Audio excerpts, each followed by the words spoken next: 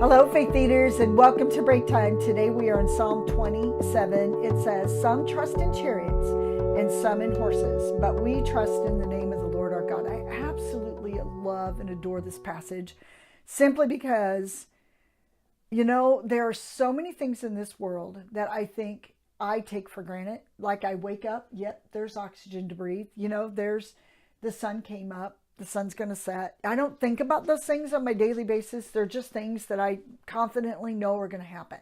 I don't ever worry about them. I don't ever fret over them. They just happen. Wouldn't it be awesome if we had the same sort of faith when it comes to what God has said? That what he said he's going to do. It's just like oxygen. It's just like the sun coming up. I know those things are going to happen. And wouldn't that be awesome if we could walk that way? But what gets in our way, in my way, and probably in yours, is the things that we see in this natural world that we're placed in. Sometimes gets in our way of waiting on what God can really, really do. In this passage, it happened to be the chariots and the horses.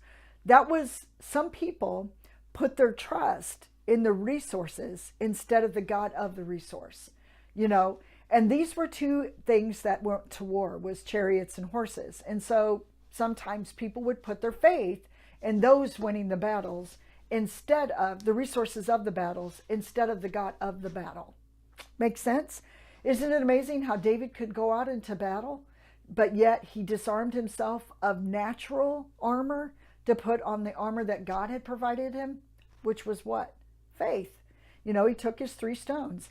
And so I'm wondering, in our world that we live in, there are so many things that stimulate our mind and our heart that I think destimulate it to faith, to trusting what God is really trying to do, because we're looking towards things that we can see that make sense instead of looking towards what God is saying that might not make sense. It doesn't make sense for a young boy, shepherd boy, to go out and fight in the battle. It didn't make sense to lead people out into a place of water where the sea had to be parted. That didn't make sense, or it's just a lot of things that you look at are, Abraham, come follow me, and leave behind. That doesn't make sense.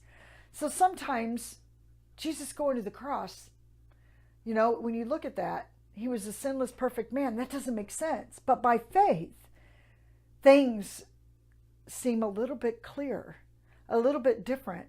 The faith picture doesn't rely upon the resources to carry them through. The faith picture relies upon the God that's supplying the resources to make it through.